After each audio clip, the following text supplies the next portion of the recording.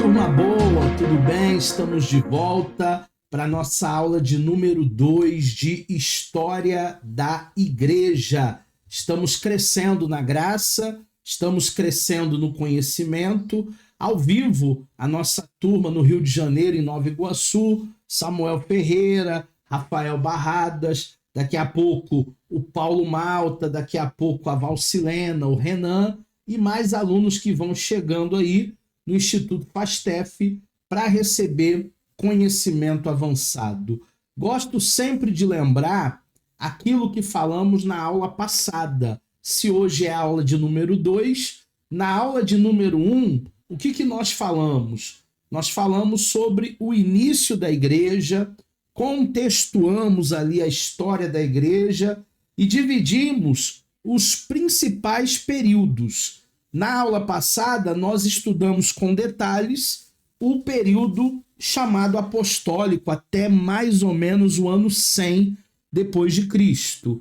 E aí ficou para hoje a Era das Perseguições, que também é um assunto extenso, e para as próximas aulas, não vai dar tempo de ver na aula 2, o período imperial, a Idade Média ou Idade das Trevas, a Reforma Protestante, que eu vou gastar um bom tempo com vocês nas próximas aulas, os movimentos avivalistas durante o período do avivalismo, tanto fora como aqui dentro do Brasil, e o movimento pentecostal, a primeira onda, a segunda onda, a terceira onda, e quem sabe nós não estamos vivendo aí a quarta onda. Então tudo isso vai ser explicado nas próximas aulas e hoje nós vamos falar de maneira detalhada da Era das Perseguições. Muita atenção para o tema de hoje, muita atenção para a aula de hoje,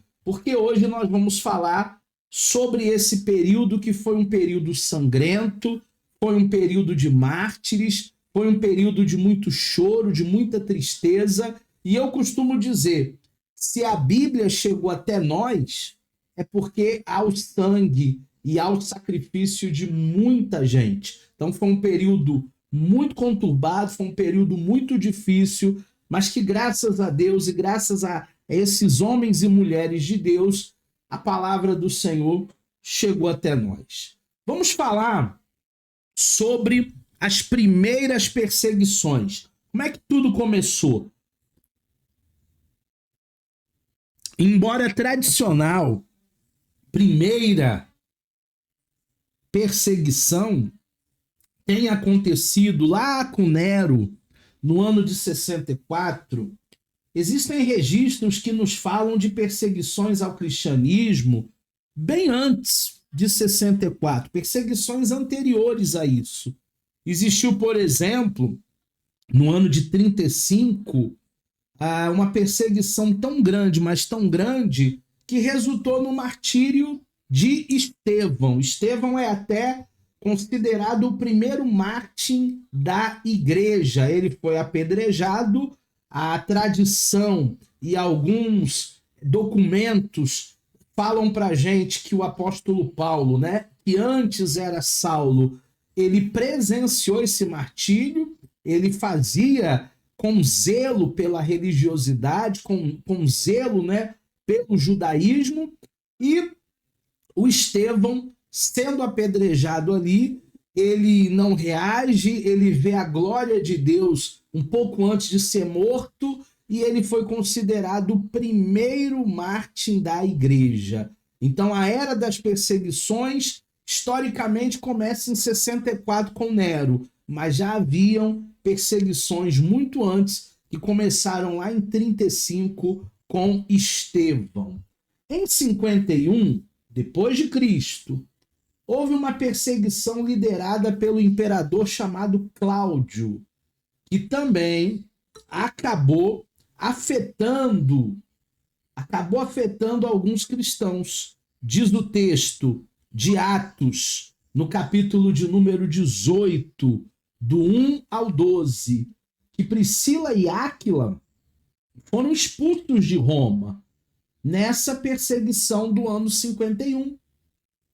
O historiador romano Suetônio registrou que essa expulsão de Roma se deu por causa dos judeus que estavam pregando sobre o Cristo, causando distúrbios na cidade. Então, qual era o crime?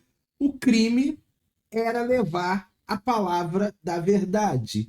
E você sabe que quando você começa a quebrar com um sistema chamado sistema religioso, há um burburinho, há pessoas que vão taxar você e eu como revolucionários, como agitadores, assim como fizeram com Priscila, assim como fizeram com Áquila, em Atos capítulo 18, assim como fizeram com o apóstolo Paulo e com tantos outros discípulos. Eles foram taxados assim porque estavam trazendo não uma nova religião, não uma ramificação do judaísmo, não uma seita, apesar de muitos considerarem seitas, mas eles estavam trazendo o evangelho que liberta, o evangelho que cura, o evangelho que muda, que transforma vidas. Vale a pena lembrar que nessa época os romanos não diferenciavam os judeus e os cristãos. Para eles, todos os judeus, para eles todos eram judeus, não tinha essa diferenciação. E por causa disso, Lucas mantém essa expressão no texto de Atos. Essa perseguição não causou mortes, apenas causou expulsões. Então, num primeiro momento, não há uma diferença de quem é judeu ou quem é romano. No primeiro momento, era uma perseguição velada, escancarada ao povo judeu, ao povo da promessa. Obviamente, ao longo do tempo, os cristãos vão se diferenciar dos judeus, mas nesse primeiro momento, eles estão todos na mesma condição. Nesse primeiro momento, a perseguição era de verdade contra os judeus e também cristãos que estavam ali no meio. Agora, a pergunta que não quer calar, né? Pergunta de $1 milhão. Valcilena, Rafael Barrada, Samuel, por que tantas perseguições? A igreja foi perseguida pelo Império Romano por suas convicções, por sua certeza, por sua fé, que não deixavam, por exemplo, a ela, Igreja do Senhor, prestar cultos ao imperador romano, nem oferecer sacrifícios pagãos. Isso foi um grande entrave. E também pelo fato de que os romanos consideravam tanto os judeus como também os cristãos como se fosse o mesmo povo. Então havia essa tensão para com os judeus, para com os cristãos, porque eles não queriam se dobrar ao imperador, eles não queriam servir ao imperador, eles não queriam dar glórias ao imperador, eles não queriam oferecer sacrifícios pagãos.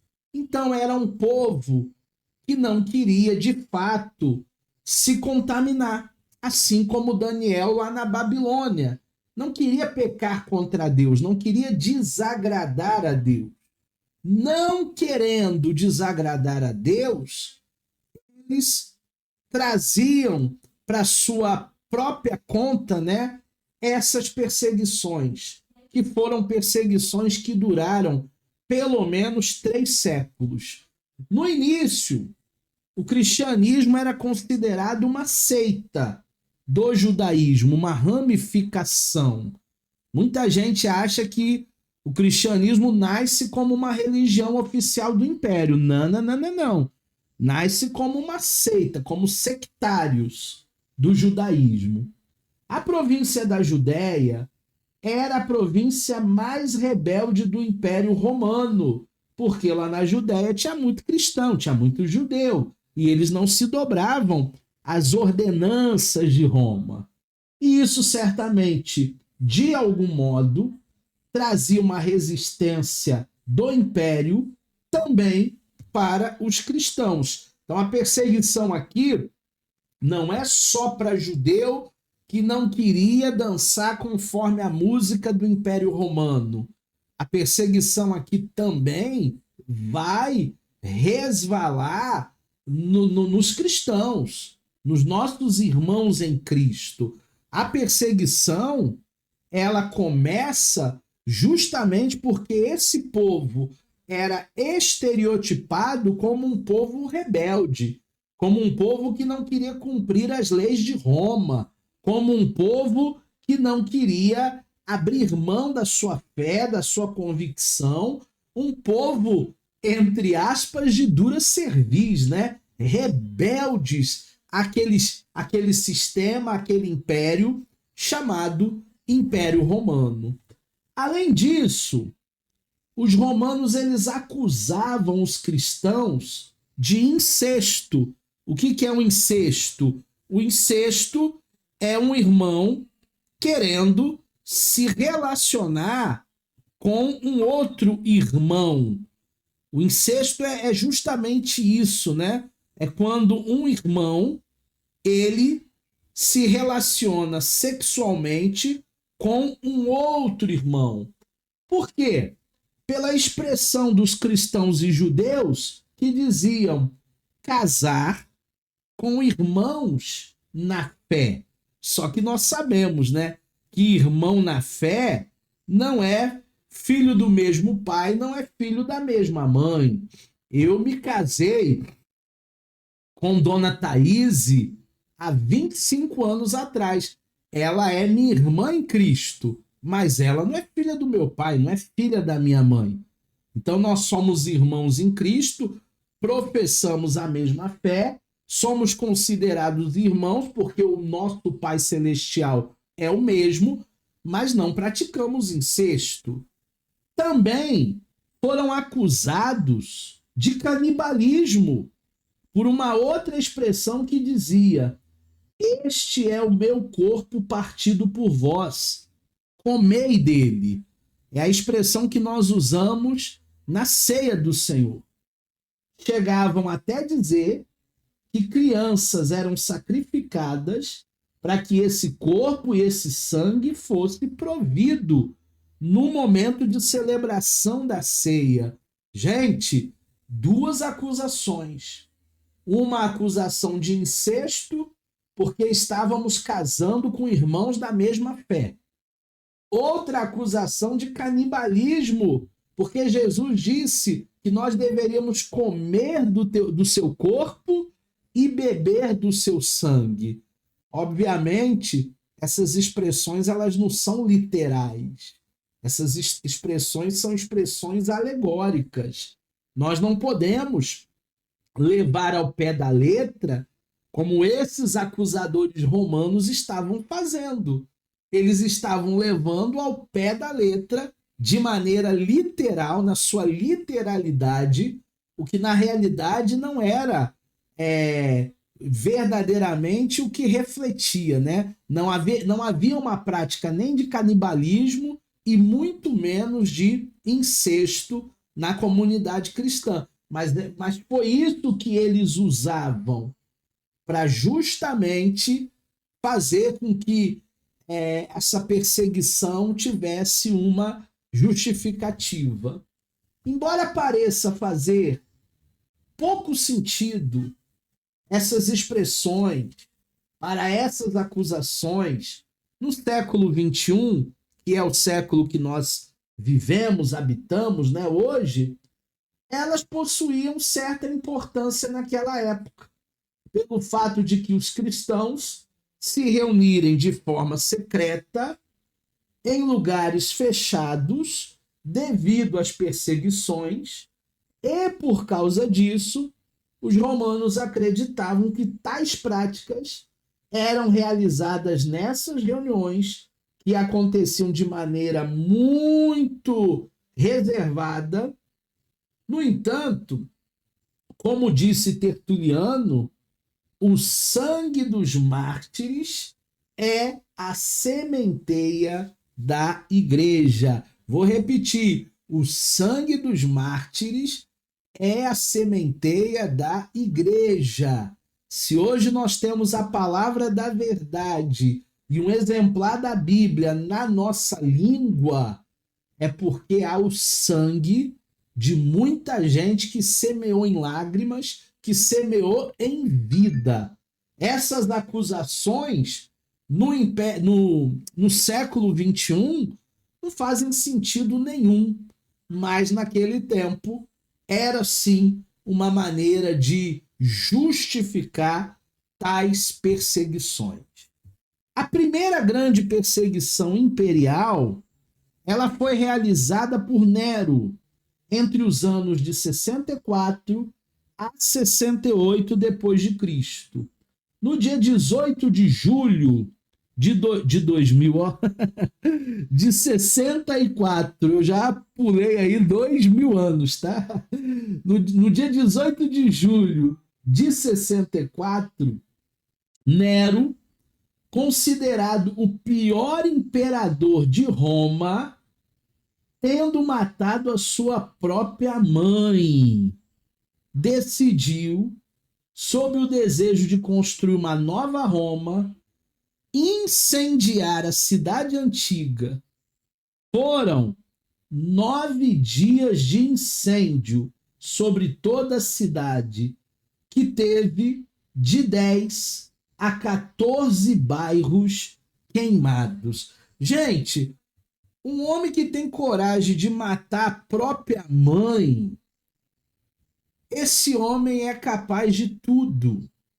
Ele colocou fogo na cidade de Roma e ele usou os cristãos como chama viva. Quem acendia essa fogueira de 10, 12, 14 bairros da antiga Roma eram os cristãos como tocha humana. Um homem que manda matar a própria mãe, esse homem não tem coração. Esse homem não tem sentimento por ninguém, muito menos por cristão, muito menos por judeu.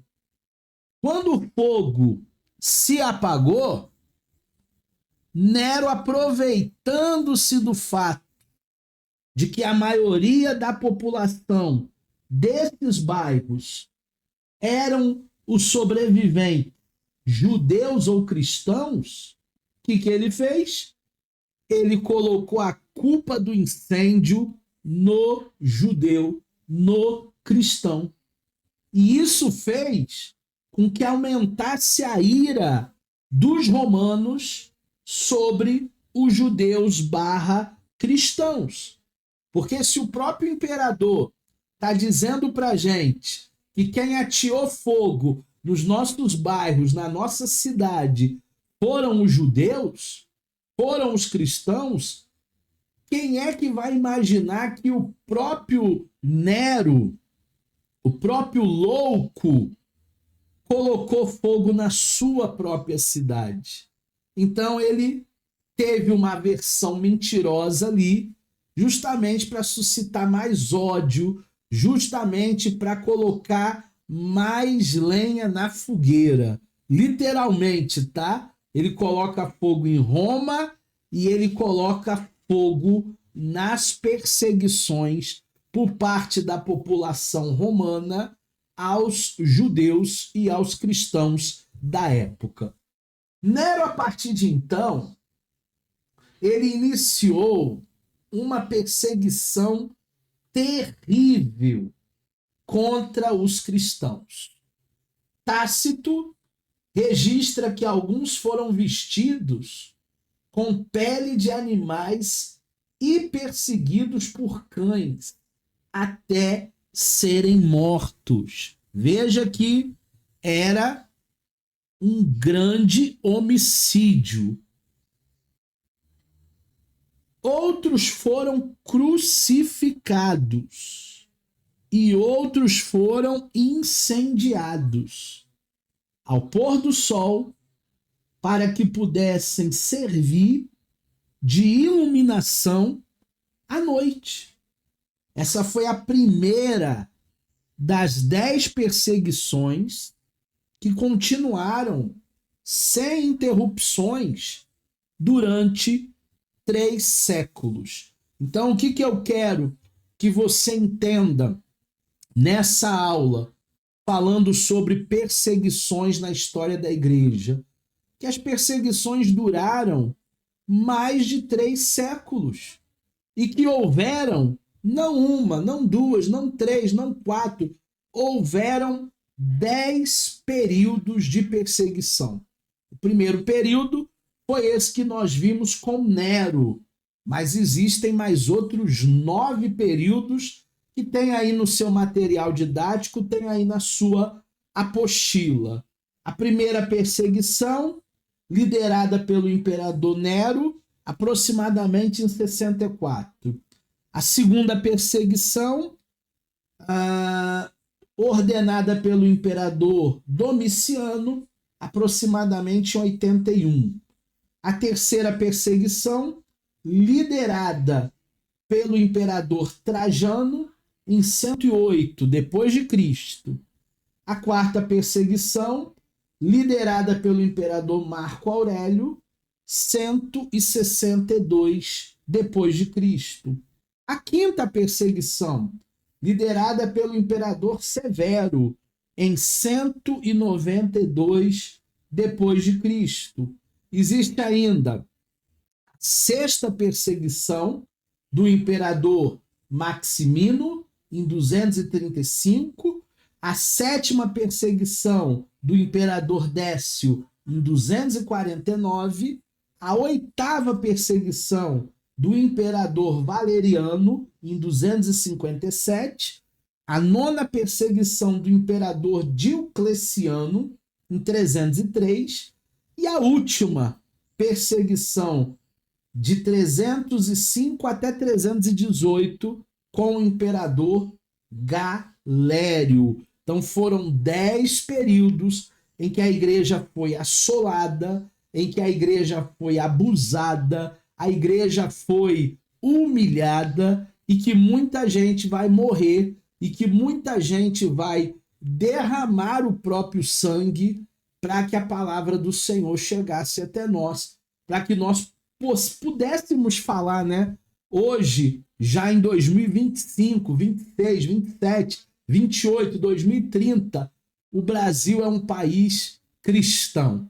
Mas antes do Brasil ser um país cristão, esse povo enfrentou no Império Romano muitas, mas muitas perseguições. Agora a gente vai ver uma a uma com detalhes. Fizemos uma lista, fizemos um quadro para você estudar, mas agora nós vamos ver uma a uma os principais acontecimentos das perseguições.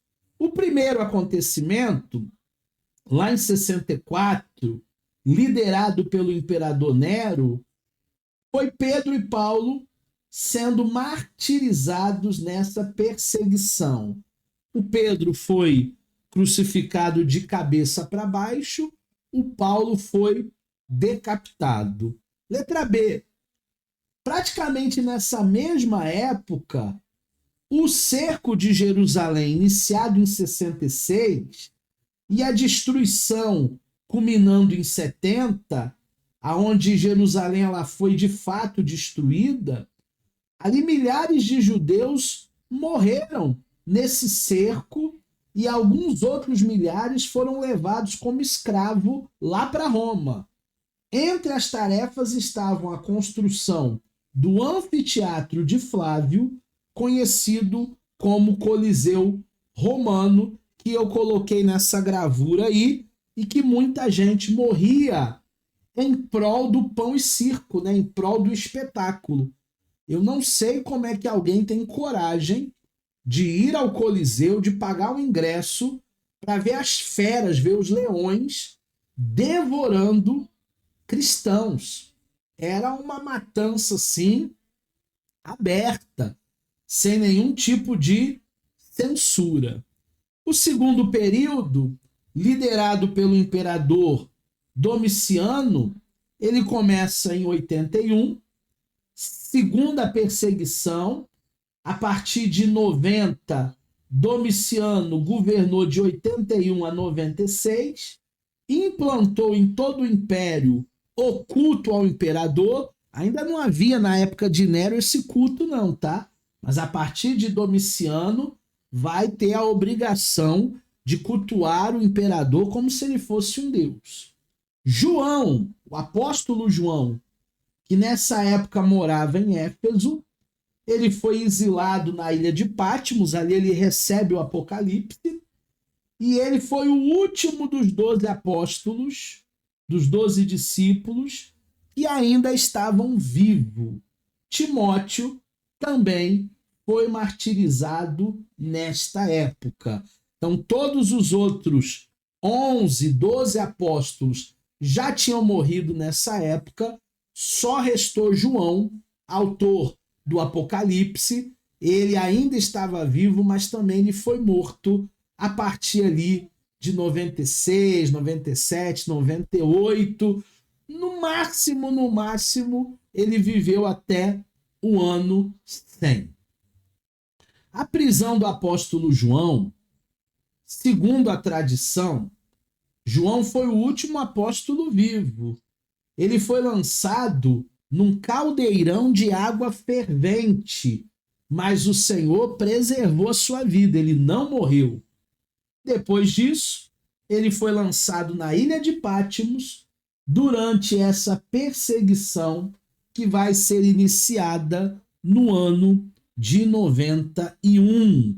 E se ele viveu bastante, foi de 91 até 100. No máximo, ele viveu mais 9 anos dentro dessa perseguição ferrenha de Domiciano. A história conta que o apóstolo foi preso no ano de 95. No entanto, no ano de 96, quem é que vai morrer, hein? Domiciano. Parece que o feitiço virou contra o feiticeiro. E o imperador chamado Nerva assumiu o lugar do Domiciano. Uma das suas primeiras medidas políticas foi libertar todos os prisioneiros de Domiciano, inclusive o João. Então, por isso que nós acreditamos que o João ainda vive de 96 até o ano 100, porque o Nerva, né, o imperador que ficou no lugar do imperador Domiciano, ele dá uma liberdade provisória, digamos assim, e perdoa todos os prisioneiros desse imperador. João, ele sai da ilha de Patmos, João, ele retorna para Éfeso e, segundo a tradição, ele vai morrer em aproximadamente no ano 100, na mesma cidade de Éfeso. Então, João foi o último dos apóstolos e ele morre um pouquinho depois de Domiciano, mas ainda no período da segunda perseguição.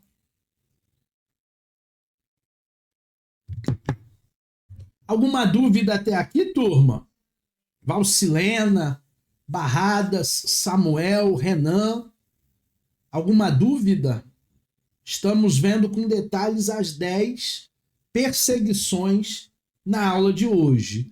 A terceira, já que vocês não têm dúvidas nenhuma, é a perseguição do imperador chamado Trajano.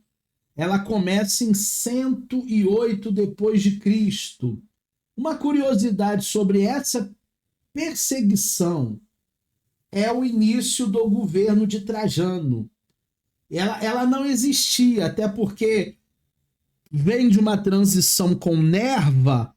Então, no início do governo de Trajano, não tinha ainda uma perseguição propriamente dita. Os ânimos eles tinham acalmado. mas sendo influenciado a suspeitar deles, determinou que renovasse a perseguição, sendo possível que exterminassem a nova religião. Então, houve um tempo de calmaria, mas por causa das influências, e as influências estão aí, tá, turma? Para o bem ou para o mal. Tem gente que te leva para cima e tem gente que te conduz para baixo.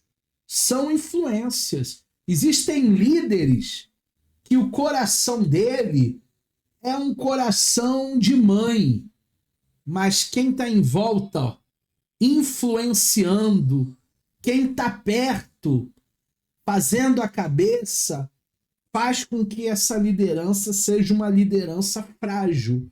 Talvez foi o que aconteceu com o imperador Trajano. Nos dias de Trajano, havia uma campanha para que os cidadãos do império denunciassem os cristãos. Eles eram tragos diante do tribunal e, caso se confirmasse a fé em Cristo, eles eram martirizados. Ou seja, a fé, a religião, não era apenas os seus adeptos que Trajano odiava. Então não era somente o caso da religião, mas das pessoas também.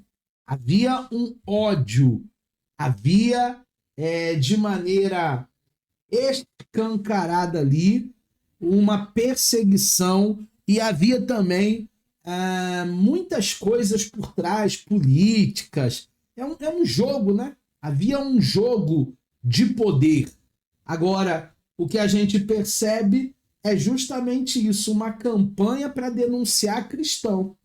Tipo o que o Trump fez agora, né? Uma campanha para denunciarem o líder lá da Venezuela.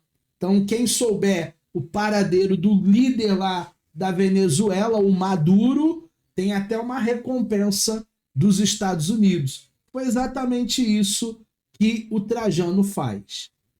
Inácio, o bispo de Antioquia, foi martirizado nessa época. Inácio, na época, já era bem idoso, impediu um grupo de irmãos que queriam sequestrá-lo para impedir que fosse morto pelo império. Ele respondeu que deixassem ele ir, pois não havia maior privilégio do que morrer por Cristo. Não havia maior privilégio do que morrer por Cristo. Ele declarou que a morte aqui não é o final, é apenas a porta de entrada para a vida. Que vida é essa? Uma vida eterna. Gente, quando eu leio esse livro, Os Heróis da Fé, eu entro em crise. Porque eu vejo quantos heróis da fé, quantos homens de Deus, nessas páginas aqui, foram martirizados para que o evangelho chegasse até um de nós, cada um de nós. Qual é a crise que eu tenho? A crise de sermos hoje uma igreja Nutella.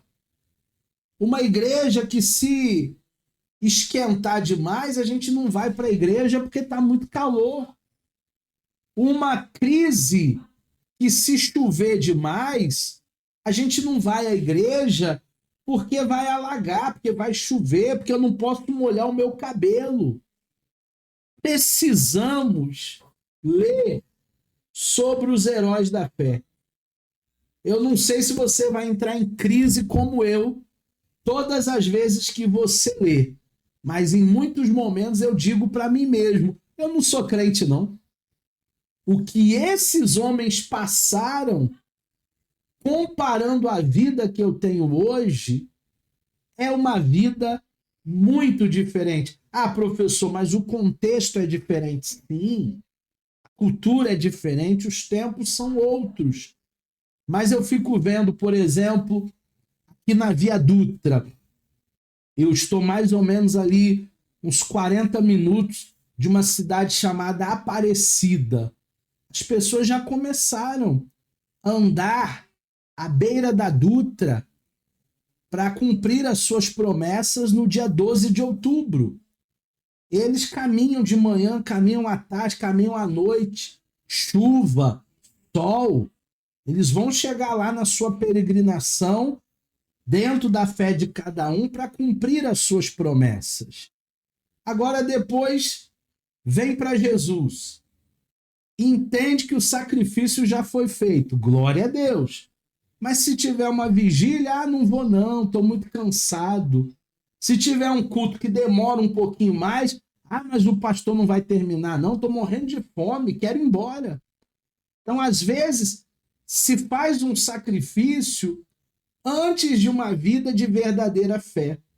E nós precisamos levar em conta esse sacrifício aqui desses homens, os verdadeiros heróis da fé. Nessa época, surgiu uma certa divisão dentro da igreja. Divisão não é coisa nova não, hein? Já tem desde aquela época. Pois alguns cristãos, temendo a morte, diziam que não eram cristãos diante do tribunal. Nutella não é um negócio de hoje. Já tinha Nutella naquela época, que quando chegava para ser condenado, não, eu nem sei quem é esse Jesus aí. E após serem absolvidos, porque negavam, eles voltavam para a comunidade cristã, que eles faziam parte anteriormente, e dentro da liderança da igreja havia essa tensão.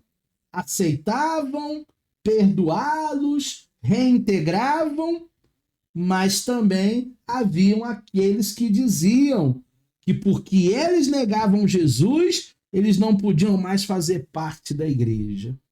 Então sempre tem uma galera mais radical que não perdoa. Segue a tua vida, você negou Jesus, você não tem que voltar para cá não.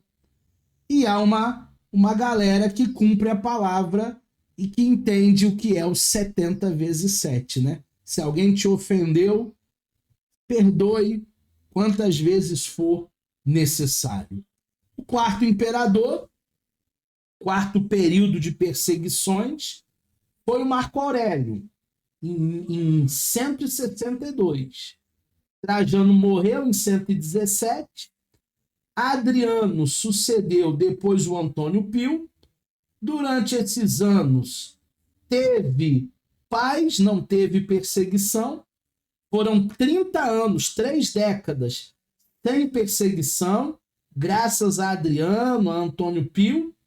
E depois desses 30 anos, a palavra vai sendo espalhada por todas as províncias romanas, a mensagem de Cristo vai sendo levada até a Gália hoje é a atual França, e a Síria. Então, o movimento evangelístico, missional, estava se expandindo nessa época aqui, nesses 30 anos de paz.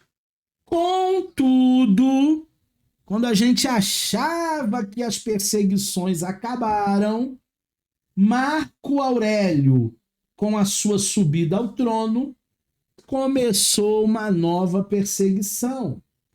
Policarpo, que era discípulo de João, bispo em Esmirna, foi o principal mártir nesta época, falecendo em sua cidade, cruelmente assassinado aos 86 anos.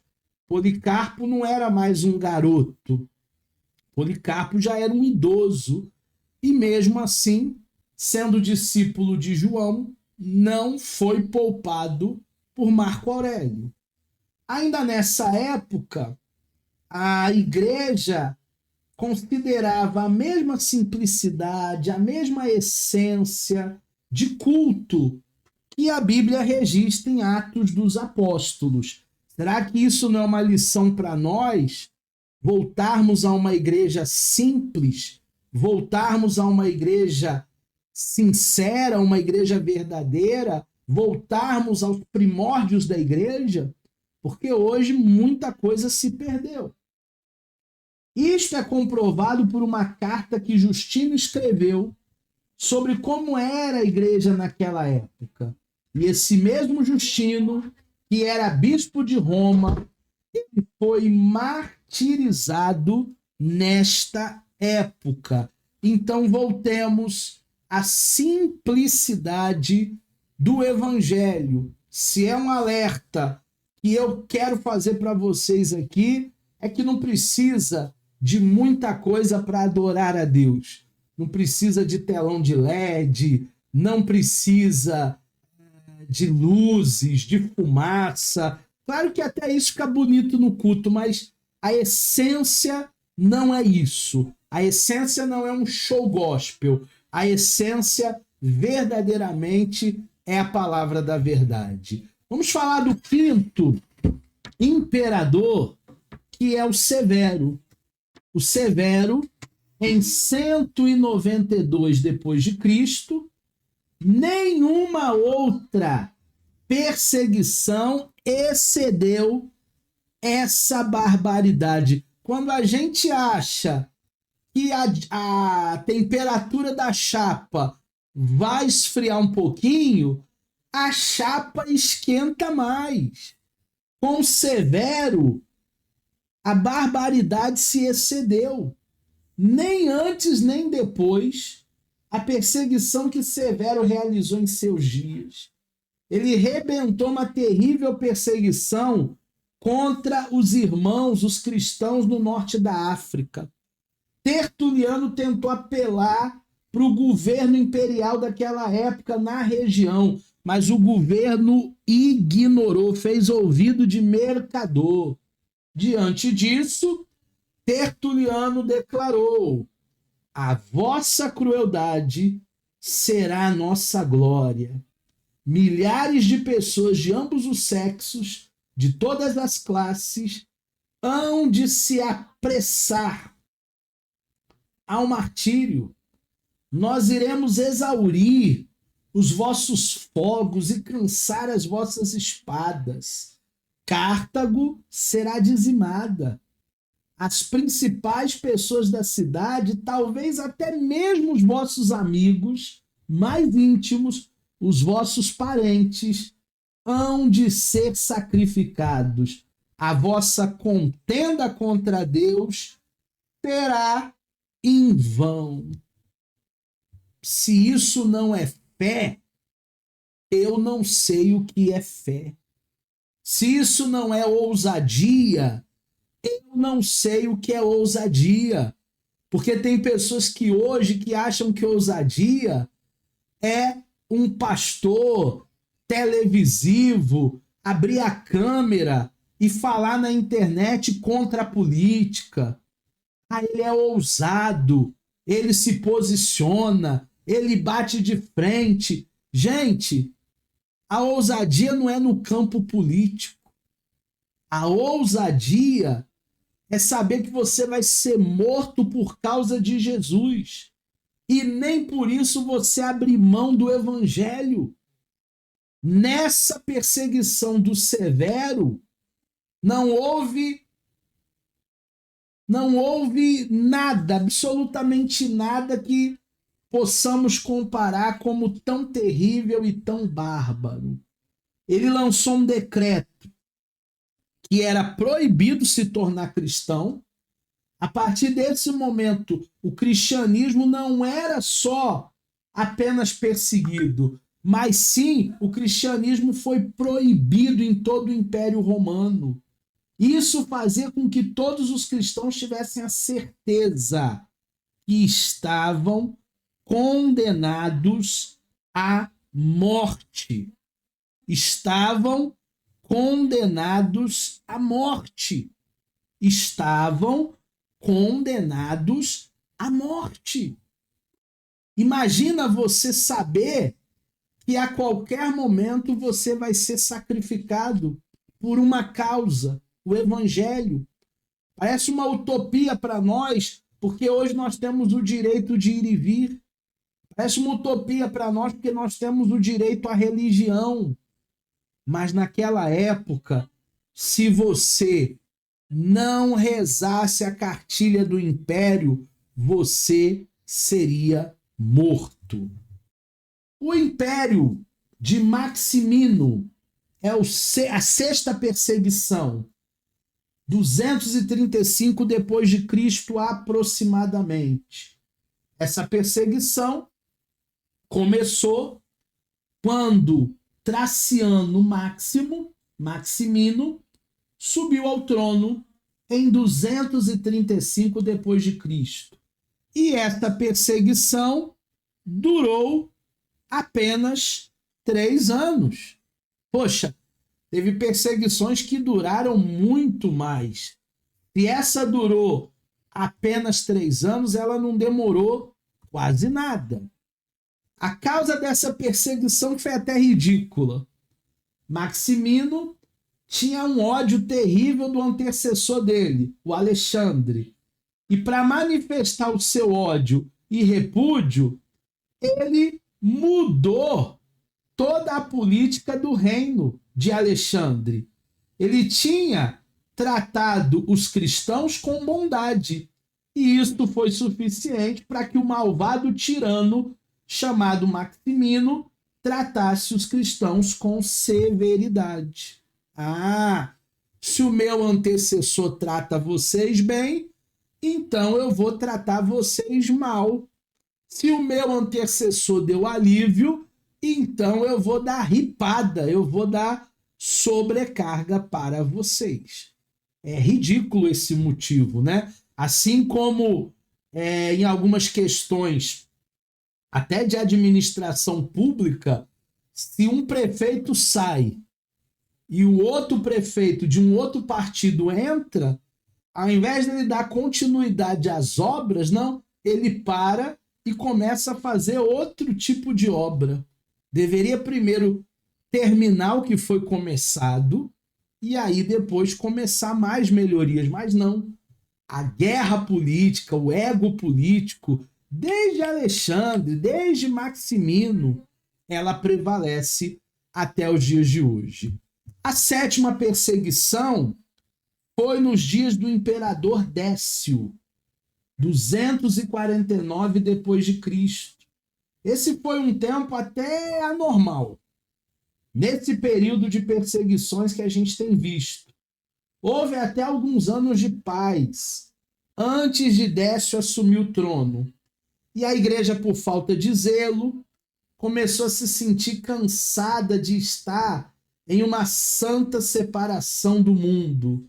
E os bispos cristãos, ensoberbecidos pelo seu poder, pela sua importância, eles começaram a aceitar colocações na corte e começaram a acumular riquezas colossais. Gente, muda-se os personagens, mas o enredo é o mesmo. Os bispos da igreja, ricos. Se fosse hoje, os apóstolos da igreja, ricos. Os pastores da igreja, ricos. Por quê? Porque vão fazer concessões políticas. Eles vão flertar com o sistema. Ao invés de se opor contra toda a corrupção, não, vão receber dinheiro desta corrupção. E devido a esse princípio, partindo da liderança, princípio de apostasia, de abandono da fé, muitos cristãos mostravam-se flexíveis diante do período de perseguição que veio nos dias de Décio. A grande prova disso é que depois que Fabiano, o bispo de Roma, ele foi martirizado por Décio, ninguém teve coragem de ocupar o seu lugar.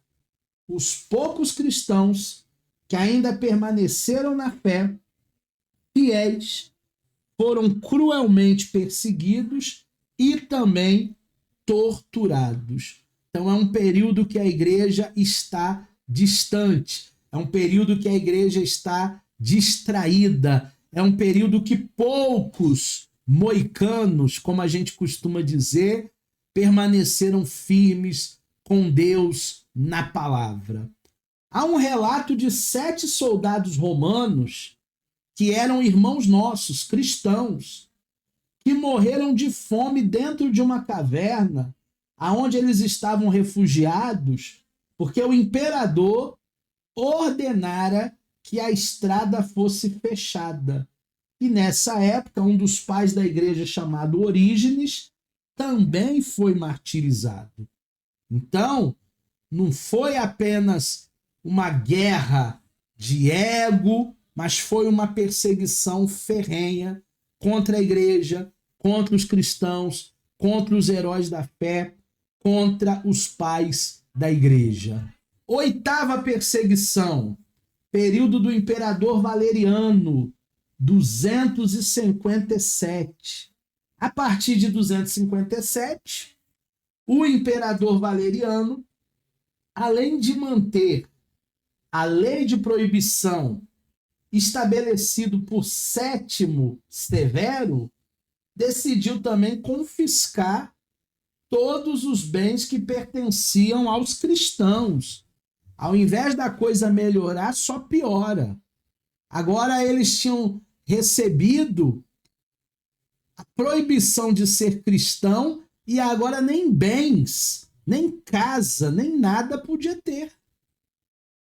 Além disso, esse terrível imperador também ordenou as cópias de todos os textos cristãos que fossem encontradas, cópias dos evangelhos sinópticos, textos das epístolas paulinas e qualquer outro livro de origem cristã, queimados.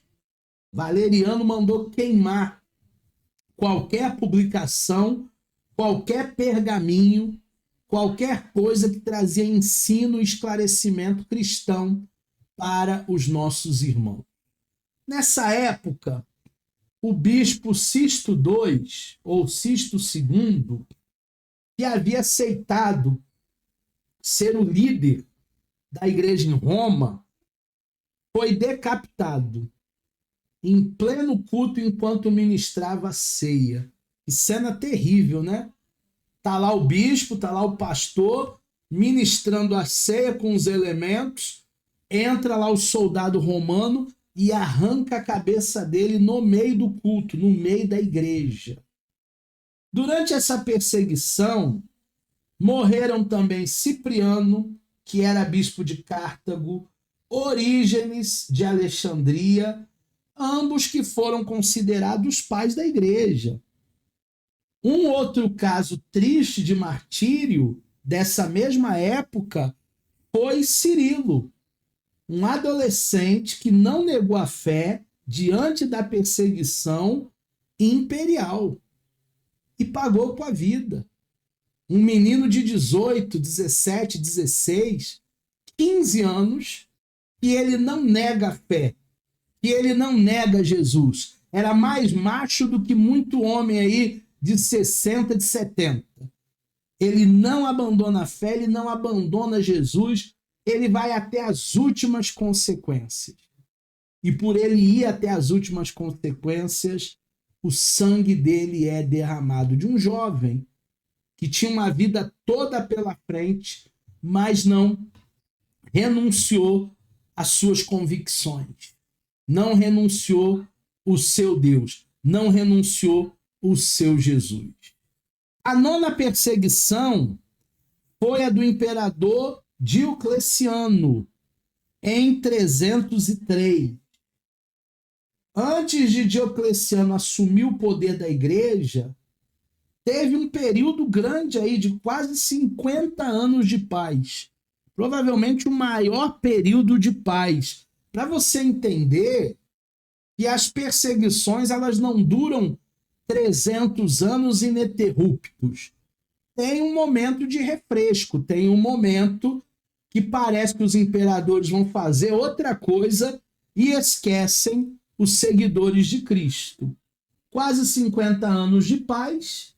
No entanto, esse tempo sem perseguição, em vez de fazer bem para os cristãos, acabou fazendo mal. O escritor Kenneth escreve que neste tempo a igreja tinha diminuído em poder espiritual, mas ela tinha aumentado em soberba e em ambição mundana. E a simplicidade do seu culto quase se ofuscou por ritos mais judaicos do que cristãos.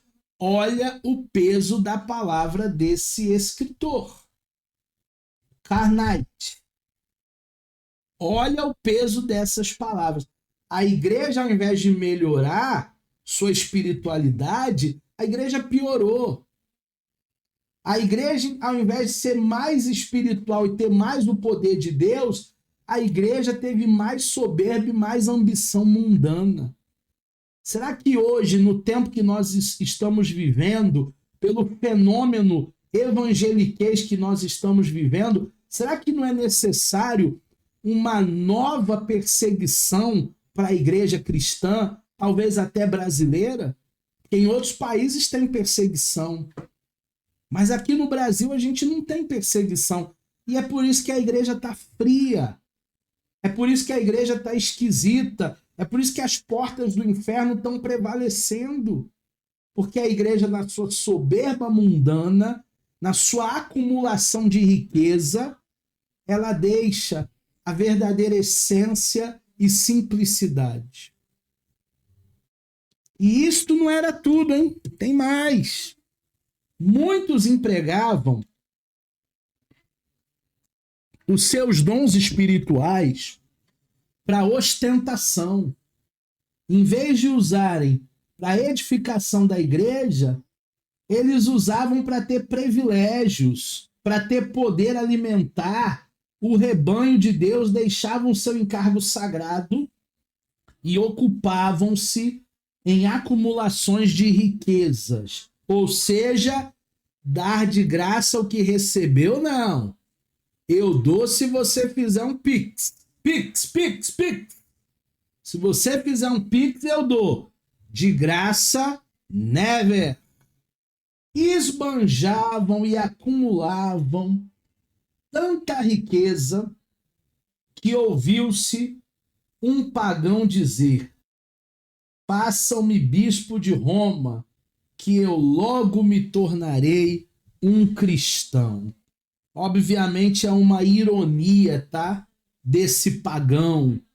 Obviamente é uma ironia dessa pessoa. Assim como alguns dizem hoje, né? Pequenas igrejas, grandes negócios. Infelizmente, chegamos a esse fundo de poço do evangeliquez, do gospel brasileiro. No meio dessa apostasia toda, começou a 9ª perseguição imperial.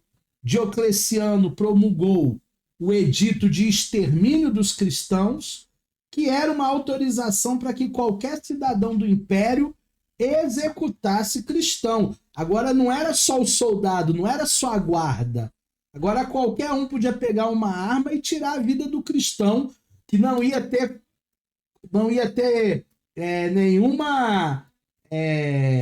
nenhuma oportunação, nenhuma consequência jurídica, criminal. Não teria absolutamente nada. Durante essa perseguição, houve um cálculo de aproximadamente de 3 a 4 mil irmãos cristãos mortos. Templos construídos nos anos de paz foram destruídos a partir desse tempo.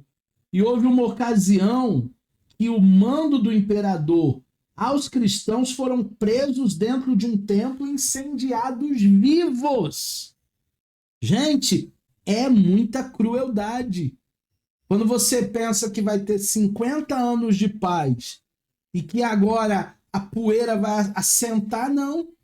O imperador, mais encapetado que o outro, mais endemoniado que o outro, coloca os cristãos dentro de um templo, manda tacar fogo, fecha as portas e essas pessoas são incendiadas ainda vivas. É muita crueldade.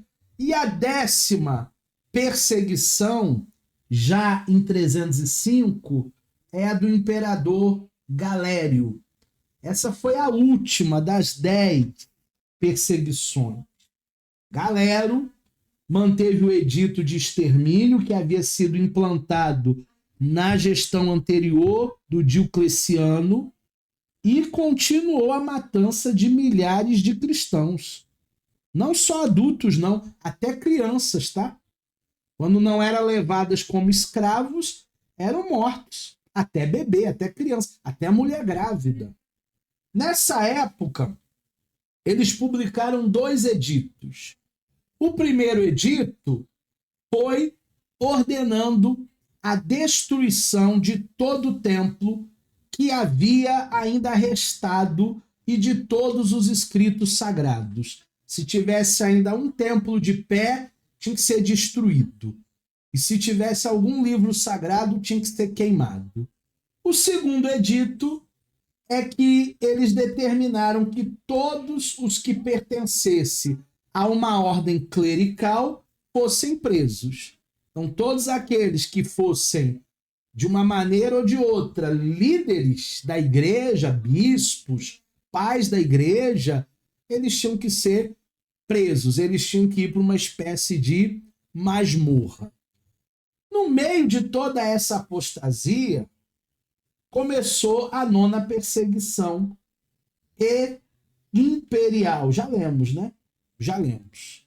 Agora vamos ver, para a gente terminar a aula de hoje, a morte dos imperadores e a posteriori nós vamos ver como os discípulos de Cristo foram mortos. Esses homens fizeram muito mal para muita gente. E será que tiveram uma morte calma, morreram dormindo, né? Todo mundo quer ter essa morte. Como é que você quer morrer? Atropelado? Não. Assassinado? Deus me livre. Não, quero morrer dormindo. Será que esses homens que fizeram tanto mal para a igreja, para os irmãos, eles tiveram uma morte dormindo? Nero, Diocleciano e Maximiano se suicidaram, tiraram a própria vida. Tamanha perturbação que esses caras estavam vivendo. Domiciano, Cômodo e Aurélio foram assassinados. Vovó já dizia, né? Aqui se faz, aqui se paga. Adriano morreu em agonia, gritando: quão desgraçado é procurar a morte e não encontrar. Ele queria morrer porque a morte seria um alívio, mas ele estava atormentado. Décio foi covardemente assassinado e o seu corpo foi dado aos abutres, aos urubus e aos animais ferozes. Você vê como a justiça de Deus não falha? Deus é justo. Valeriano, depois de ser preso por Sapor, rei da Pérsia, passou a ser usado como um banco. Olha a humilhação. Onde o rei subia em cima dele para montar no seu cavalo. O cavalo do rei era mais importante do que o Valeriano. Valeriano era uma escada, o Valeriano era um banco. E depois de sofrer 7 anos sendo humilhado com outros insultos, foram arrancados os 2 olhos e esfolaram o Valeriano vivo, arrancaram a pele dele. Eles causaram um grande mal para os nossos irmãos, mas eles não morreram de maneira tranquila. O Valério foi acometido por uma doença terrível, assim como Herodes, e teve o seu corpo comido de bicho. Valério, assim como Herodes, teve lá um fungo aonde os bichos pousavam e comiam a sua própria carne. Eu não quero ter nenhum tipo de morte como esses déspotas, como esses tiranos.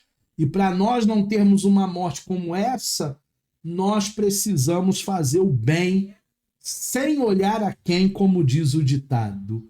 E por último, a morte dos apóstolos. Como é que os nossos irmãos apóstolos morreram? O Mateus sofreu martírio pela espada lá na Etiópia, na África. O Tiago foi decapitado em Jerusalém. O Tiago menor foi lançado num pináculo do templo e depois espancado até a morte. O Felipe foi enforcado em uma coluna na Frígia, que hoje é a atual Turquia. O Bartolomeu foi esfolado vivo em Albanópolis. O André, ele foi morto em uma cruz e pregou ali os seus perseguidores em Patras, na Grécia. O André foi crucificado como Jesus. O Matias, o 13º apóstolo, né, entrou em lugar do Judas, foi o primeiro a ser apedrejado e depois decapitado em Jerusalém. O Pedro foi crucificado de cabeça para baixo em Roma, na Itália.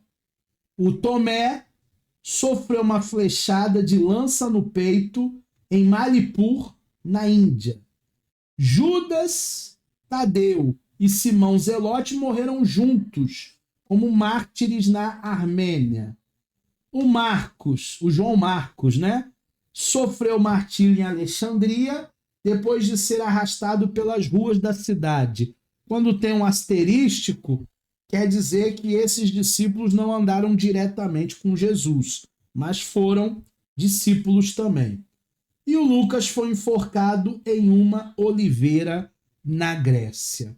Então, todos esses homens que achavam que ganhariam alguma coisa aqui na terra com o evangelho, eles ganharam a crucificação, a decapitação, o sofrimento. Mas eles entendiam que o morrer é Cristo e o viver é lucro. Eles entenderam que o amor pela obra de Deus e pela palavra do evangelho, se tiver que morrer por Cristo, nós iremos morrer. Aqui estão as minhas redes sociais. Se você tiver qualquer dúvida sobre a nossa aula de hoje, é só nos conectar, nos contactar e nós tiraremos todas as suas dúvidas.